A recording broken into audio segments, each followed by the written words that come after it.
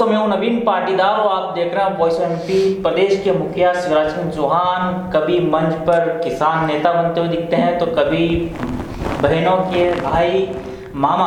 अगर बात किया जाए किस तरीके से लगातार विधानसभा चुनाव से पहले वे हर एक नए रूप में दिख रहे हैं। साथ ही अगर बात की जाए तो आने वाले वक्त में कितनी बड़ी चुनौती उनके सामने हो सकती है, तमाम मुद्दों बात करने के लिए मौजूद है वरिष्ठ पत्रकार मुस्तफा जी। उनसे जानेंगे, कोशिश करेंगे कि किस तरीके से चुनौती आगामी चुनाव में प्रदेश के मुखिया शिवराज सिंह चौहान के सामने है। मुस्तफा जी, क्या माना जाए किस तरीके से मंच पर अब नए रूप और नए नाम से जो है अपने आप को खुद को संबोधित करते हुए नजर आ रहे हैं?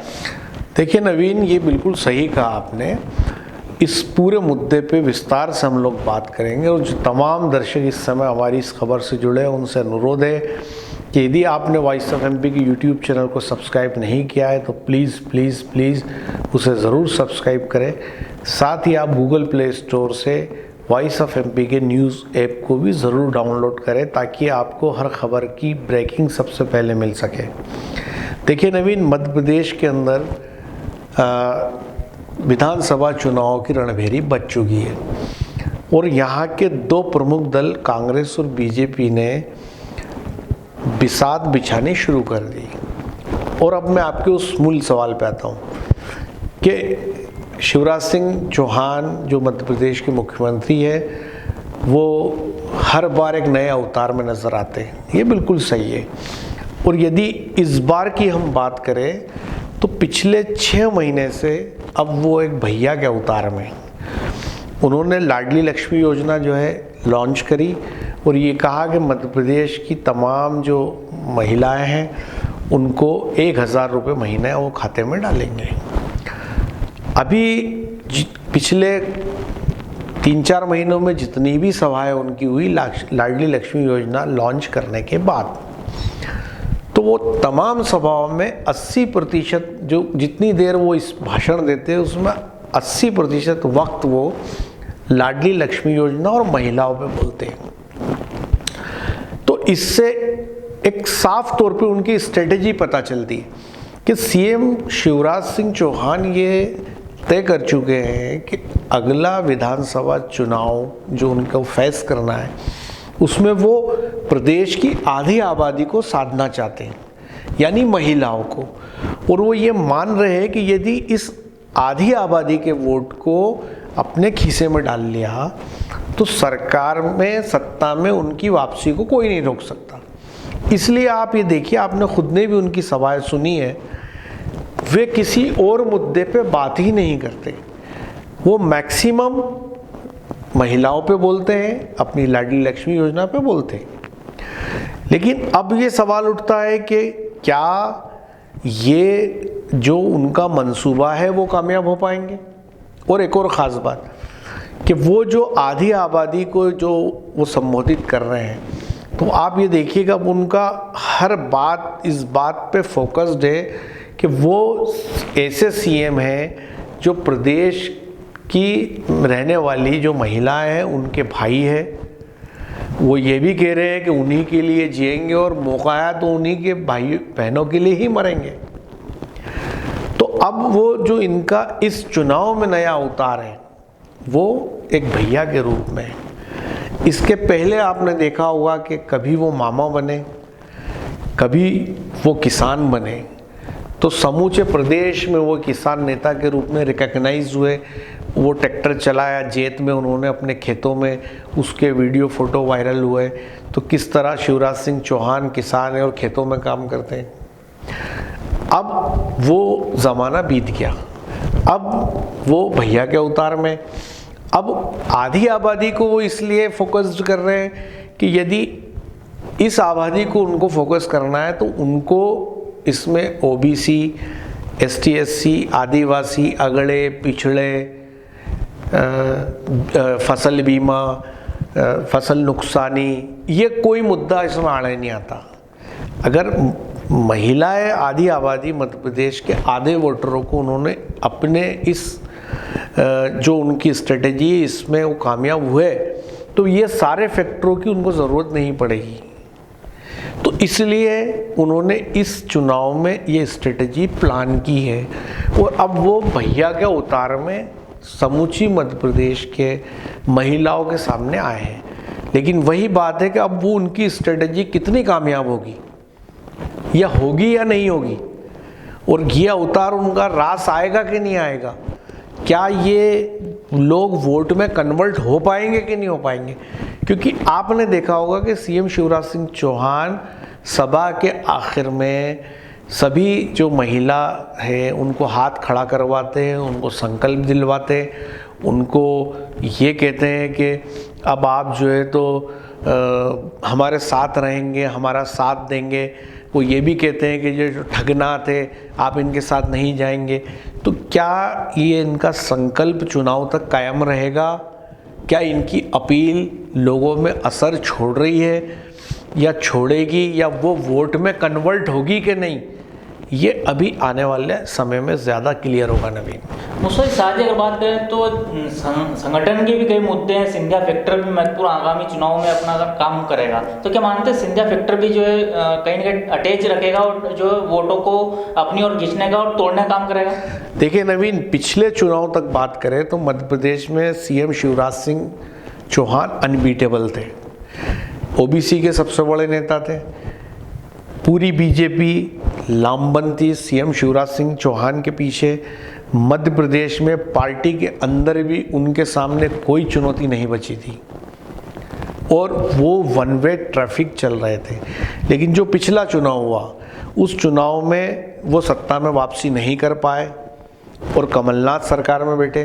15 महीने की सरकार के बाद जब सिंधिया की बगावत हुई और सत्ता में शिवराज सिंह चौहान की वापसी हुई, उसके बाद से स्थितियां अब मध्य प्रदेश में बदली हुई है। भारतीय जनता पार्टी के अंदर भी उनके लिए चुनौतियां हैं और प्रदेश में भी चुनौतियां हैं। और ये जो उनका जो नया लुक आया है, नया अवतार आया है, वो भी अभी उतनी छाप नहीं छोड़ पा रहा है जैसा पहले एक पागलपन हम देखते थे। शिवराज सिंह चौहान के पीछे एक हुजूम होता था, लोग उमड़ते थे।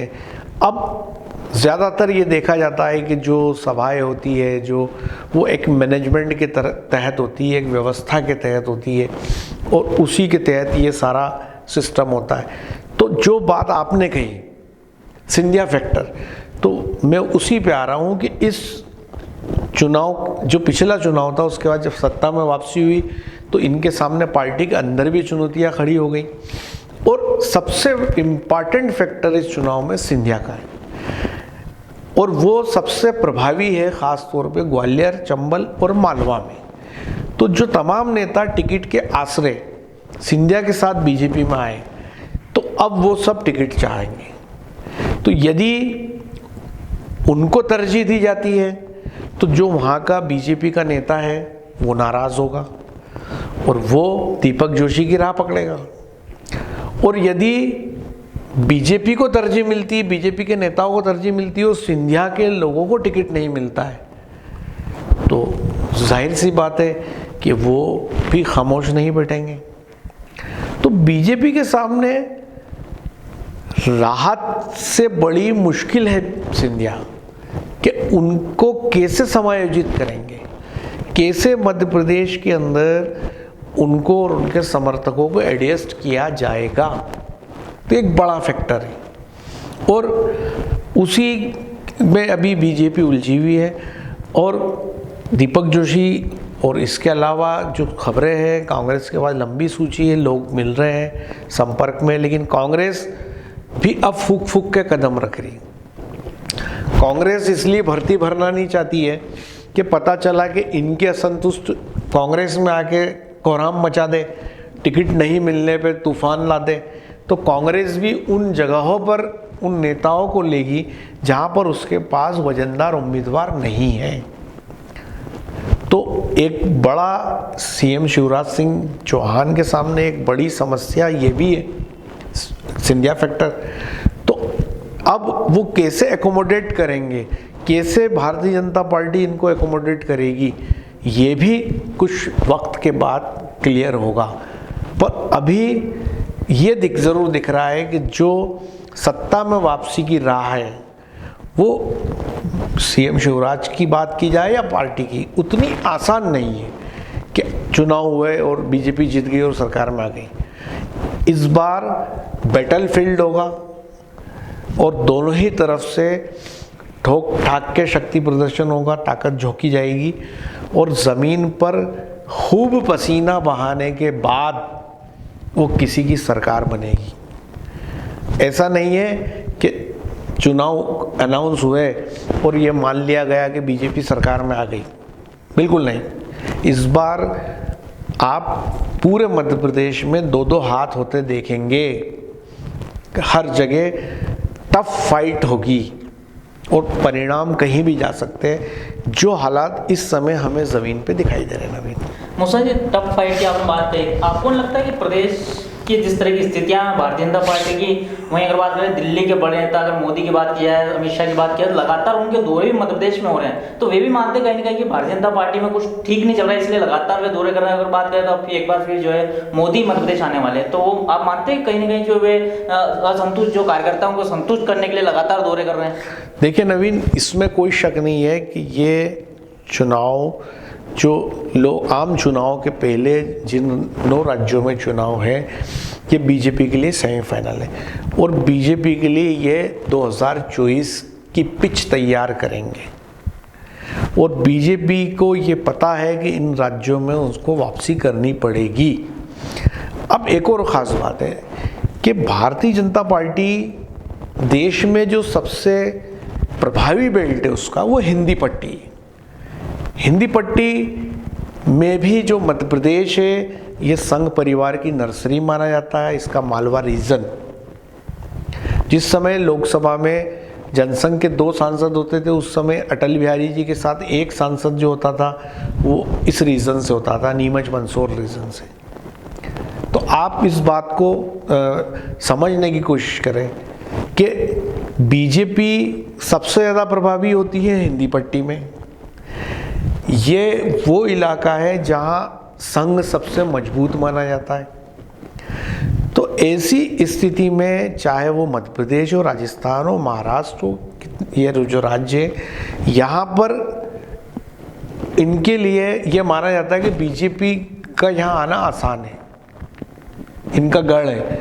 और यही यदि बीजेपी हार जाती है तो जाहिर सी बात है कि दूसरे राज्यों में वहाँ बीजेपी प्लस होगी, इसकी कल्पना आसान नहीं है। तो इसलिए बीजेपी जो सारा दमखम है वो मध्य प्रदेश में लगा रही है और इसीलिए नरेंद्र मोदी, अमित शाह बार बार मध्य प्रदेश आ रहे हैं। जाहिर सी बात है कि सेंट्रल की अपनी एजेंसियां हैं, उनके पास भी अपनी गोपनीय रिपोर्ट्स होती है, उनके पास भी हर सीट का एनालिसिस है कि कितने बड़े पैमाने पर एंटी इनकम्बेंसी मध्य प्रदेश में है, जो सिटिंग एमएलए और मंत्री है। और जैसा खबरें हमारे पास है, कई ज़िलों का भारतीय जनता पार्टी का कार्यकर्ता तो उल्टा ये मन्नत मान रहा है कि इन्हीं को टिकट मिलना चाहिए ताकि ठीक से हिसाब चुकता कर सकें। तो ये खबरें दिल्ली तक है। जो जेपी नड्डा अभी आए थे, वो साफ तौर पे भोपाल में बीजेपी कार्यालय में बोल के गए कि अपनी सरकार वाला फील बीजेपी कार्यकर्ताओं में नहीं है। और ये सही भी है कि छोटे छोटे कामों के लिए जब भारतीय जनता पार्टी के बड़े बड़े जिम्मेदार कार्यकर्ता दुखी परेशान होते हैं, नौकरशाही से प्रताड़ित और पीड़ित होने की बात कहते हैं, तो आप ये बताइए कि आम आदमी का क्या हाल होगा। तो वो सुशासन और स्वराज लोगों को दिखाई नहीं दे रहा है, उसकी खबरें दिल्ली तक है। आदिवासी फैक्टर है, 41 सीटें आदिवासियों के प्रभाव वाली है। पिछले चुनाव में वहाँ से जो अधिकांश विधायक जीते थे वो कांग्रेस के साथ थे। ओबीसी फैक्टर अपनी जगह है। तो ये तमाम कारण है, इसीलिए प्रेसिडेंट ऑफ इंडिया जो है आदिवासी को बनाया गया। इसीलिए मध्य प्रदेश में आदिवासियों को लेके लगातार कार्यक्रम सेंट्रल गवर्नमेंट कर रही है। तो ये सब रीज़न है, ये सब रिपोर्ट है। उसी का मद्देनज़र केंद्र जो है पूरा फोकस एमपी पे किया हुआ है, क्योंकि अगली बारी मध्य प्रदेश, राजस्थान इन्हीं राज्यों की है। और यहाँ पर उनको सत्ता में वापसी इसलिए करनी है कि 2024 का जो चुनाव है उसमें वो यहाँ पर ज़्यादा दम दिखा सकें। यदि सरकार आज से चलेगी तो देश के अंदर एक मैसेज भी जाता है कि जो बीजेपी का गढ़ कहे जाने वाले राज्य है, यदि वहीं बीजेपी नहीं आई तो एक मनोवैज्ञानिक दबाव बनता है, लोगों के अंदर दिखता है कि मोहभंग हो रहा है पार्टी का। और दूसरी बात इम्पॉर्टेंट ये है कि सरकार अगर होती है तो आम चुनाव में कई तरह की व्यवस्थाएं पार्टी के मुआफिक हो जाती है, क्योंकि पूरा तंत्र जो है वो सरकार के लिए काम करता है। तो जो आपने बात की वो बिल्कुल सही है कि दिल्ली चिंतित है, दिल्ली फिक्रमंद है कि क्या होगा मध्य प्रदेश में, क्या वापसी कर पाएंगे कि नहीं कर पाएंगे। एक बड़ी चुनौती है दिल्ली के सामने। तो ये जो नया अवतार से आपने बात शुरू की, जो शिवराज सिंह चौहान, और अब तो वो गाना भी गा रहे हैं कि फूलों से हाँ सबका कहना है, एक हज़ारों में मेरी बहना है। और जिस तरह से वो पहले मामा होने पर जो करते थे, जो भांजियों को जिस तरह गोद में उठाते थे, ये करते थे, और लंबे समय तक उन्होंने जो है तो कन्या पूजन और वो सब भी किया। तो कुल मिला के वो जो उनका ये है कि आधी आबादी को अपने पाले में लाया जाए। लेकिन अब ये उनकी स्ट्रेटेजी कितनी कामयाब होती है ये समय बताएगा।